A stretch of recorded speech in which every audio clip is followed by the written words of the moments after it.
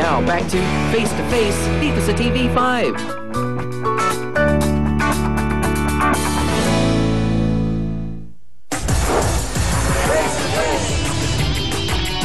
Kasawsawan ang sabi ni Malin, ginamit lang daw ni Brian ang kanyang itsura at ginawang jowa nga si Malin para utangan lang at nakakuha nga ng halos 50,000 pesos.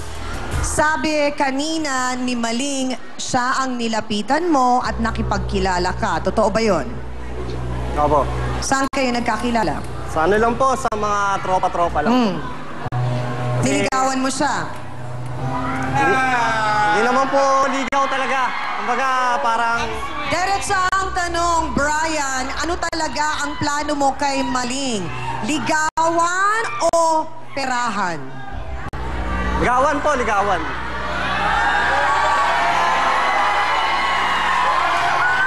So niligawan mo talaga siya? Opo, maganda rin naman po eh.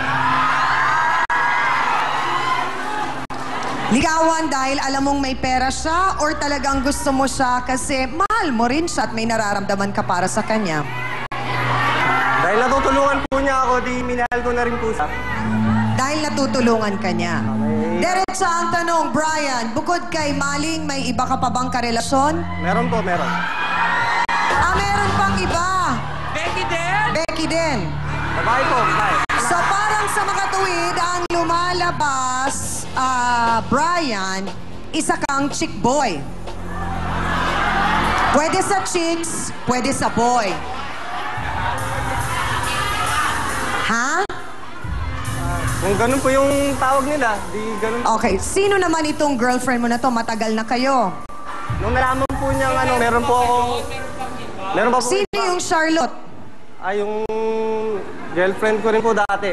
Dati. Oh, diretso ang tanong. Meron na bang something-something sa inyo ni Maling?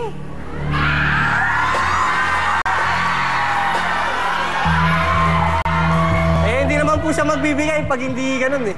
Anong hindi? Kasi ako nagbibigay sa'yo. Yan na nga ba sinasabi ko?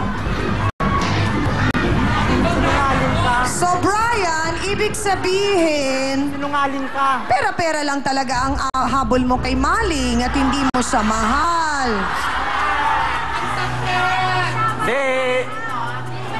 Yung habol rin naman po niya. Ganun naman po.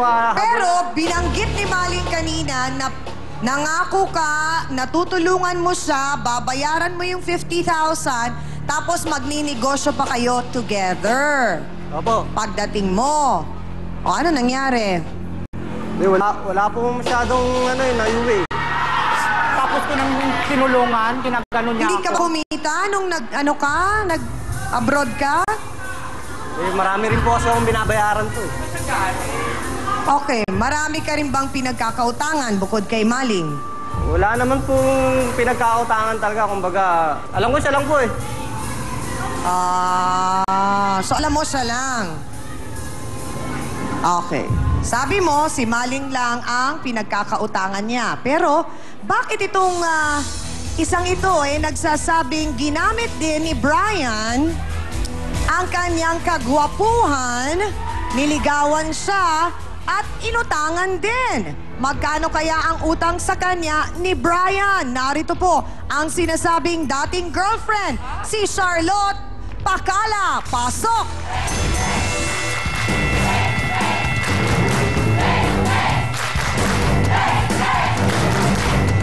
Charlotte, magandang umaga sa'yo. Magandang umaga din po. Saan kayo nagkakilala ni Brian? Sa bali po yung best friend ko, yung napangasawa po ng best friend ko, pinsan po niya. Oo. Nagkakilala po kaming dalawa doon. Tapos po, nanligaw po siya sa akin nung June 10. Tapos po noon, niligawan niya po ako.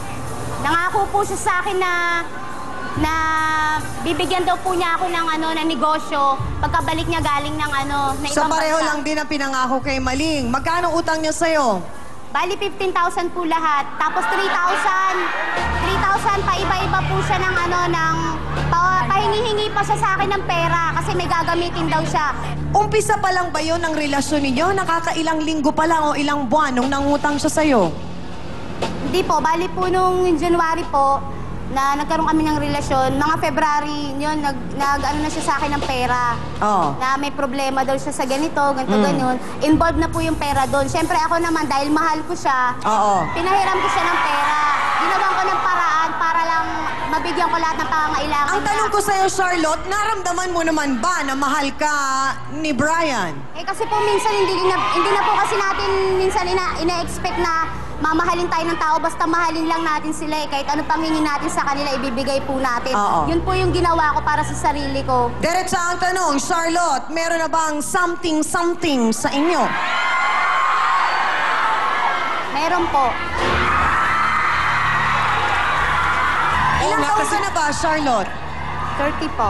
30, mas may edad ka ng konti kesa kay Brian. Ah. Si Brian ay 23 lang. Sa mga kasausawan natin dyan, meron bang gusto magtanong? Hans, mukhang meron. Marami. Maraming Ano gusto yun? magbigay ng kanilang opinion. Ito Sige, si sige, ano? sige. Mami, ano yun? Sana bago ka umuwi, patikim naman. Ay, hindi ko kinaya. Hindi ko kinakaya. Ayun na, meron pa sa gitna, sa Meron gitna. pa. Dali, dali. Sino? Sino? Bakit di na lang ako minahal mo? Bakit sila ba?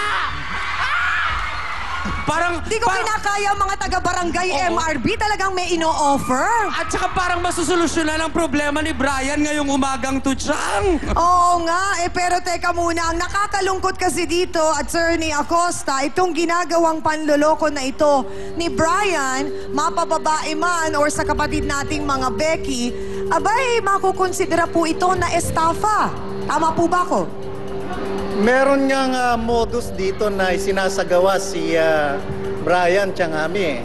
So, papasok po ito Tiangami sa other deceits under yung revised penal code natin, yung Article 318 na isang klase ng panloloko So, sa ang kanyang maaari kapwa. pong gawin ni Maling at ni Charlotte, kung sakali mang hindi nila mapagkasunduan kung paano babayaran ito ni Brian, ay pwede silang magsampa ng kaso laban sa kanya, magpunta sa barangay. Ganun po ba yun? Pwede yun, Tiangami, at mas mainam siguro kung talagang itong dalawang ito o meron pang mga ibang tao na maaaring ganun din ang ginawang modus ni Brian ay magkaisa sila upang sa ganon ay mas magiging matatag yung kanilang dahil na-establish dito yung pattern Apo. na ginagawa ni Brian upang sa ganon ay maloko niya ang kanyang kapwa-tao. Marami pong salamat, Attorney Acosta, at sana'y magsilbing aral yon sa ating mga kapatid.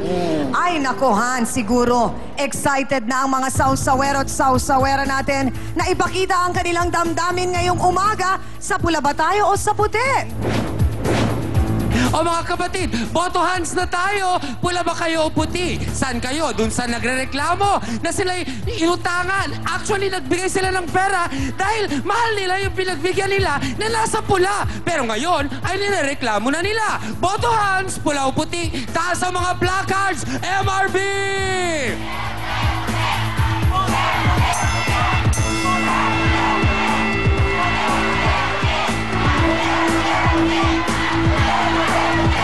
Nakutsang! Karamihan talaga, nakikita ko nakataas puti. Pero ang nakakataka, may nakikita akong pula na parang sinasabi nila na hindi naman kasalanan ni Brian kung inabutan siya. Abay, parang ganon. At pakiramdam ko'y may fans club na si Brian Oo doon nga. ng mga pula. O, kita mo, Mapa Becky at mga babae talagang kinikilig sa kanya. Pero ang bad news, maliban kay Malin at kay Charlotte, may isa pa palang. Pinagkakautangan pa rin si Brian. Eto na, tawagin natin si Judith Cercos. Pasok!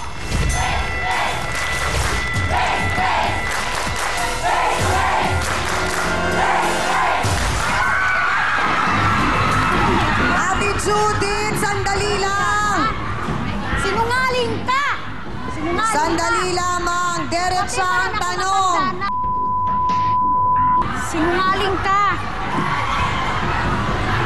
Ha? Diretsa ang tanong po, Ate Judith. Magkano po ang utang ni Brian sa inyo? Nangungutang po yan sa akin, Ma'am Ame. Nung bago umalis yan, June 10. Oho. 2,000 lang po, kahit lang kunting halaga lang po yan sa akin. Nung pag-uwi niya, nung galing siya sa... Nung July 23, umuwi yan siya. Pagbalik, ganun, wala pa siyang binibigay sa akin. Tapos sabihin niya, nagbabayad siya sa akin. So saan daw gagamitin ang pera? Hindi ko alam sa kanya. Basta ang paglapit niya sa akin, ate, pahiram ng pera. 2,000. Diretsa ang tanong, may relasyon po ba kayo? Wala. Ah, wala naman pala. Ay mukhang may problema lang talaga sa pera ang ating kapatid na si Brian. Bakit nga ba ang lakas ng loob niyang mangutang? At may plano pa kaya siyang magbayad? Ang iba pang sama ng loob ni Ate Judith, mga kasawsawan, sa pagbabalik ng...